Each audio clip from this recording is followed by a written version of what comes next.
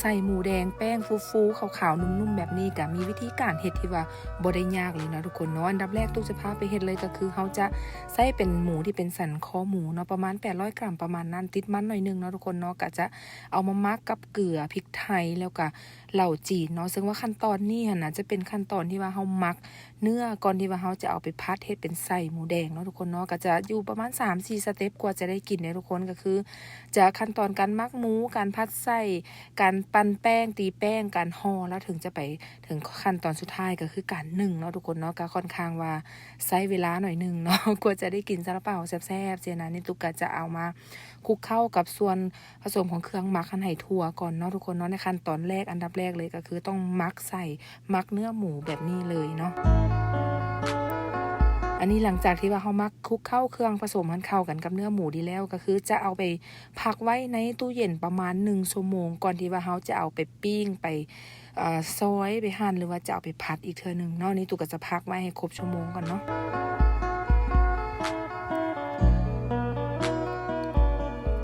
อันนี้ก็หลังจากที่ว่าเขาพักครบชั่วโมงหนึ่งในตู้เย็นแล้วตุ๊กก็จะเอาออกมาแบบนี้เลยเนาะซึ่งว่าการที่ว่าเขามักกับเครื่องมักไว้แบบนี้ก็เพื่อจะให้หมูมันนุ่มในทุกคนเครื่องก็จะนุ่มจะเข้าเนื้อดีเนาะหลังจากนั้นก็คือจะมาย่างด้วยหม้อย่างหรือว่าเตาย่างแอร์ฟรายหม้ออบลมร้อนแบบนี้เลยเนาะก็จะสะดวกแต่ถ้าผู้ใดบ่มีหม้ออบลมร้อนแบบนี้นะสามารถเอาไปดาดกับหม้อกระทะก็ได้เด้อทุกคนเด้อได้คือกันเนาะเพราะว่าเขาจะปิ้งจะย่างจะดาดให้พอสุกประมาณนี้เขาจะบ่ได้แบบเฮ็ดสุกแท้สุกว่าเลยทุกคนถ้าว่าสุกเกินไปแห้งเกินไปเนื้อหมูมันจะแข็งเนาะนี่ตุ๊กก็จะเอาประมาณนี้ก็ถือว่าจะได้แล้วเนาะ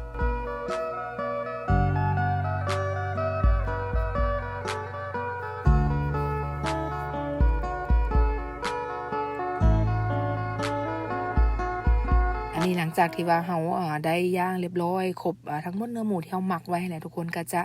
เอามาหั่นมาซอยให้เป็นตอนน้อยๆเนาะเพราะว่าอย่างเพื่อว่าเวลาที่ว่าเขาจะเอาไปพัดไปกินมันก็จะแซ่บไปอีกมันจะบ่ได้เป็นตอนแบบใหญ่เถอะทะเขาก็จะซอยให้เป็นตอนน้อยๆมุนๆพอดีประมาณนี้เดี๋ยวตูก็จะค่อยๆซอยไปจนให้หมดหมูที่ว่าเขาย่างมาหั่นแล้วเนาะก็จะตอนประมาณนี้เด้อทุกคนเด้อถ้าผู้ใดมักแหลกกว่านี้ได้บ่ได้คือกันแต่ตุกหันใจเฮ็ดตอนประมาณนี้ก็ถือว่าใช้ได้แล้วเนาะเดี๋ยวตุกก็จะค่อยๆหั่นไปให้จนหมดเนื้อหมูที่ว่าเขาย่างมาเลยเนาะ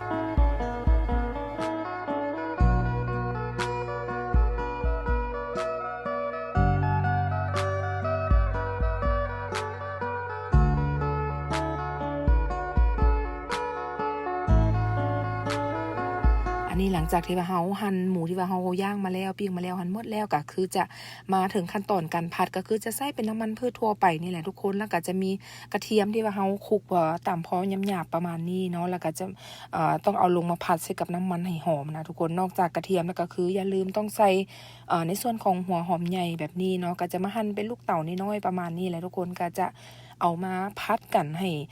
รวมกันให้มีกลิ่นหอมก่อนเนาะก่อนที่ว่าเราจะเอาเนื้อหมูที่เราหั่นเราสับไว้นะทุกคนมาลงไปพัดอีกเทื่อนึงเนาะนี่ก็จะค่อยพัดไปให้หอมหัวใหญ่แล้วก็กระเทียมงอนสุกมีกลิ่นหอมก่อนเนาะ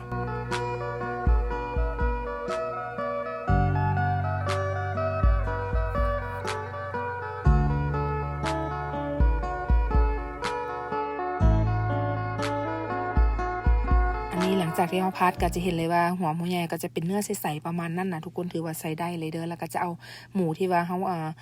หั่นไว้หั่นก็คือจะเอาลงมา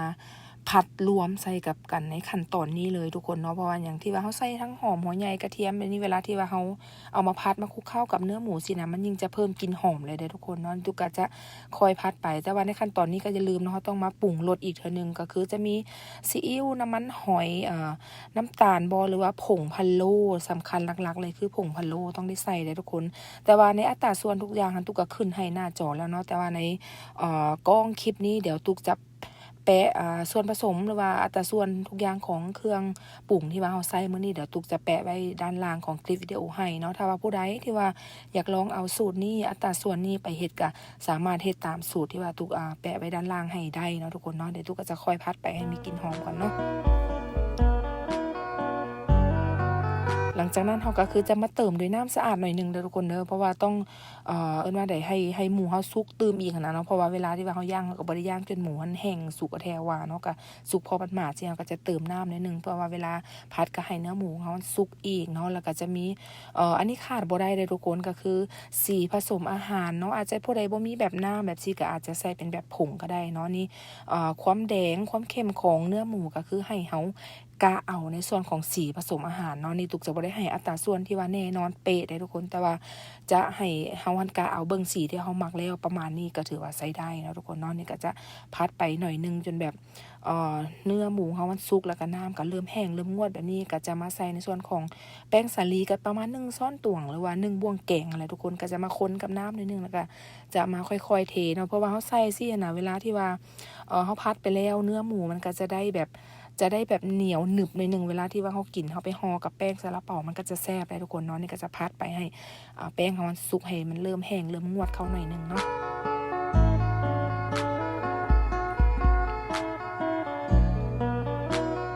หลังจากที่ว่าแห้งงวดบ่ติดเนื้อบ่ติดหม้อแบบนี้ก็ถือว่าใช้ได้เด้อทุกคนเด้อก็คือให้ยกออกจากเตาแล้วก็เอามาพักไว้เลยเนาะในส่วนของการเฮ็ดใส่หมูแดงที่ว่าเราจะไปห่อกับซาลาเปาก็จะประมาณนี้เนาะทุกคนเนาะนี่คือสเต็ปที่2ที่ว่าเราเอามาพัดใส่เรียบร้อยเนาะนี่ก็คือจะพักไว้อันดับต่อไปก็คือจะมาเบิ่งในส่วนของการผสมแป้งทุกคนสำหรับตัวก็จะใช้เป็นแป้งอเนกประสงค์ตาบัวแดงแบบนี้เนาะทุกครั้งส่วนหลายเฮ็ดซาลาเปาตัวก็จะนิยมใช้แป้งตัวนี้เฮาก็คือจะเทลงไปครึ่งนึงเด้อทุกคนถุงนึงนี่คือ1กิโลพอดีเลยแต่ว่าเฮาจะเทลงไป500กรัมหรือว่าครึ่งโลก่อนส่วนอีกครึ่งนึงเฮาจะเอาไว้ไปผสมในสเต็ปต่อไปเนาะนี่ก็คือ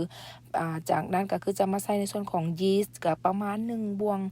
แกงพูนๆนั่นแหละทุกคนแล้ว1ช้อนตวงพูนๆเลยก็จะมาคนใส่กับแป้งแบบนี้ก่อนที่ว่าเฮาจะเอาในส่วนของ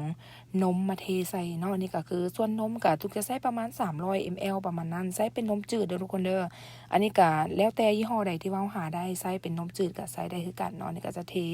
คนให้ทั่วให้แป้งมันเข้ากันดีก่อนเนาะ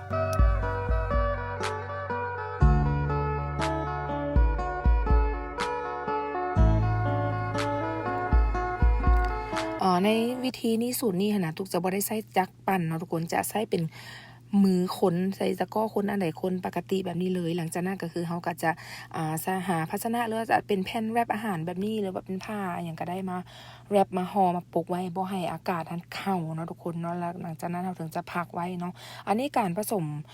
การพักแป้งในส่วนนี้นะถ้าว่าแล้วแต่สภาพอากาศเด้อทุกคนถ้าอากาศร้อนๆแป้งยิ่งจะฟูดีเนาะนี่ตุกก็หลังจากที่ว่าเฮา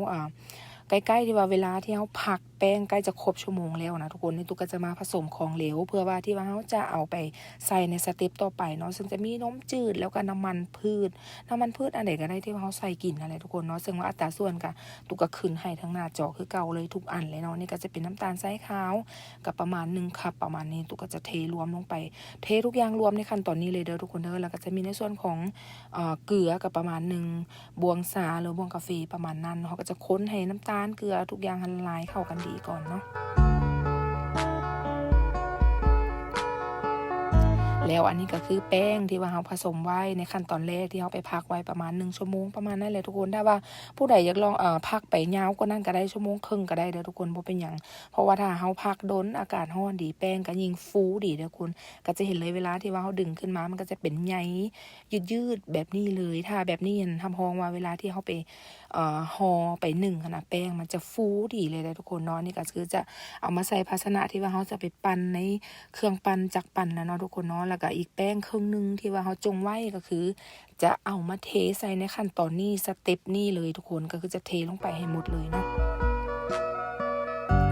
หลังจากนั้นก็จะตามด้วยของเหลวที่ว่าเราผสมไว้อะไรทุกคนนี่ก็จะค่อยๆเทเนาะที่จริงถ้าผู้ใดว่าเขายังบ่แน่ใจเวลาที่ว่าเขาจะปั่นจะตีแป้งนะให้ค่อยเทไปก่อนยังบ่ให้เทเบิดก็ได้เด้อทุกคนหรือว่าถ้าผู้ใดอยากเทลงที่เดียวแล้วเอาเข้าจักรปั่นเลยก็ได้เนาะนี่แล้วแต่ว่าเขาสะดวกถ้าว่าเขายังบ่ถนัดมือใหม่สิก็บ่ฟ้าวเทหมดให้ค่อยๆคนแป้งตีแป้งปั่นแป้งไปก่อนถ้าเบิ่งว่าแป้งมันแห้งเกินไปเขาก็สามารถเทลงไปได้อีกเนาะนี่ตุ๊กก็จะคนๆหน่อยนึงก่อนที่ว่าเขาจะไปเข้าในจักรปั่นเนาะ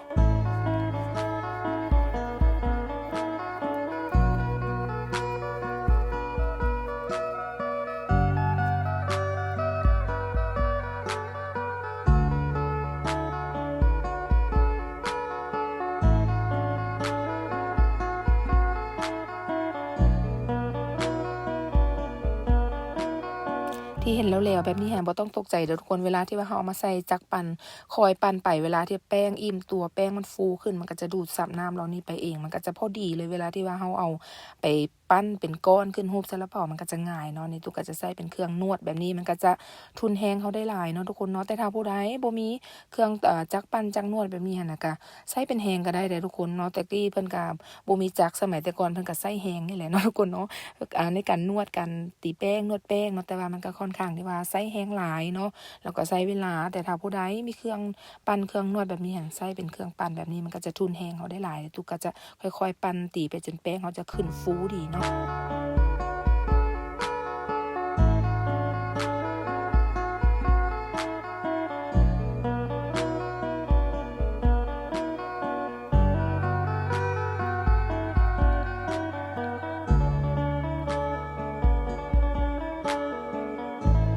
อันนี้หลังจากที่เขาปั่นไปแล้วแป้งเขาฟู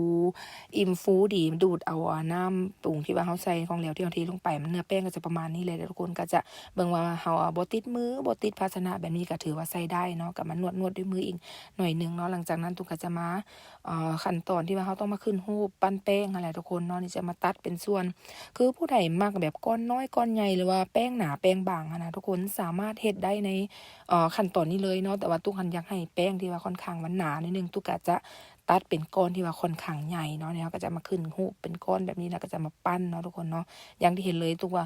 พอตุกอยากได้แป้งที่ว่าหนาก้อนใหญ่ก้อนหนาตุกก็จะเฮ็ดเป็นก้อนใหญ่แผ่นใหญ่หน่อยนึงเนาะ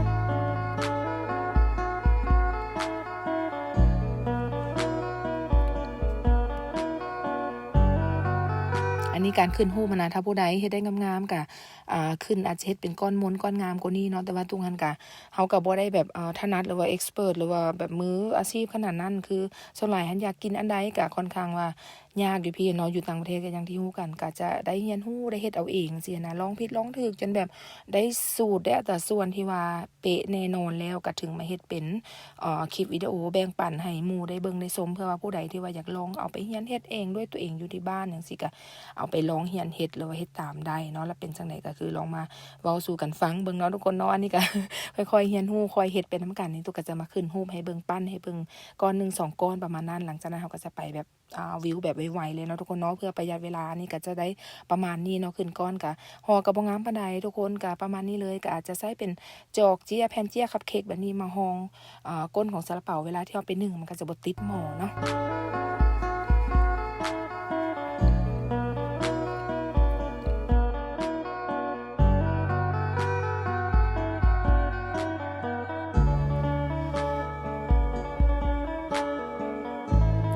อันนี้ก็หลังจากที่ว่าห่อปั้นเป็นก้อนเรียบร้อยก็จะได้ออกมาประมาณนี้ทุกคนเนาะอย่างที่บอกไปเร่งรัดตัดตอน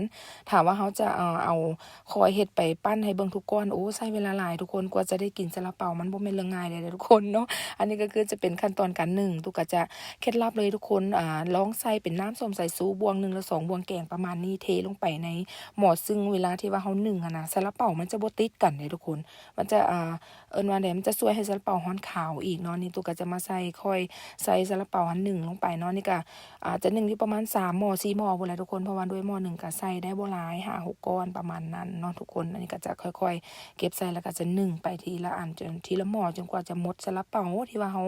ห่อมาหั่นแหละเนาะนี่ก็เวลาที่ว่านึ่งหั่นน่ะอย่าลืมเด้อทุกคนต้องมันมาเปิดฝานำเนาะแล้วก็จะเห็นเลยว่ามาเบิ่งแป้งเฮาถ้ามันฟูดีสุกกะว่าแป้งมันฟูขึ้นอิ่มตัวสุดๆแล้วอิ่มตัวแล้วสิเฮาถึงจะเอาออกมาประมาณนี้เนาะใช้เวลานึ่งก็ค่อนข้างโดนอยู่ประมาณ40หรือ45ประมาณได้เพราะว่าตุกก็ใช้ไฟกลางในการเอิ้นว่าไดนึ่งเนาะเขาจะบ่ได้แบบเร่งแรงๆนึ่งไปเลยสิเพราะว่ายิ่งนึ่งโดนอุ้มไว้โดนแป้งเขาจะยิ่งฟูเลยทุกคนเนี่ยตุกก็จะค่อยๆนึ่งไปให้จนหมดแล้วเราถึงมาเบิ่งนำกันในตอนท้ายเนาะว่าจะมาแกะให้เบิ่งว่าไหนเป็นจั่งใดเนาะ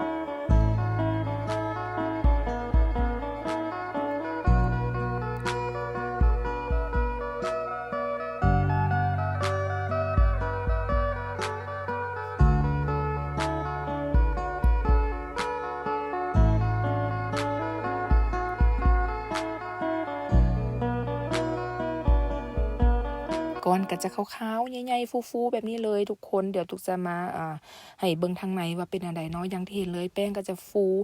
ถ้าผู้ใดลองมาเบิ่งคลิปก่อนหน้าที่ว่าตุกเฮ็ดเป็นไส้หวานไส้หยังไปแล้วตุกก็พาเฮ็ดไปเทื่อนึงแล้วเนาะแต่วันนี้เราจะเฮ็ดเป็นไส้เค็มแต่ว่าเดี๋ยวคลิปหน้าตุกจะลองพามาเฮ็ดเป็นไส้หมูใส่ไข่ธรรมดาทั่วไปที่เราเคยซื้อกินเนาะเดี๋ยวจะมาเฮ็ดเบิ่งแต่ว่าคลิปนี้หันก็จะพามาเฮ็ดใส่ไส้ไข่เค็มใส่หมูแดงประมาณนี้นะทุกคนเนาะจะเห็นเลยว่าทั้งในก็แดงสีงามแป้งฟูๆนุ่มๆขาวๆแบบนี้เลยทุกคนสำหรับคลิปนี้หันก็จะประมาณนี้เนาะต้องขอบใจทุกคนหลายๆที่ว่าเข้ามาให้การรับชมสนับสนุนช่องของตุกกี้ in USA ตลอดมาเลยเนาะหวังว่าคลิปนี้ก็จะถูกใจแล้วจังใดเดี๋ยวเฮามาเจอกันใหม่ในคลิปหน้า EP หน้านะทุกคนเนาะ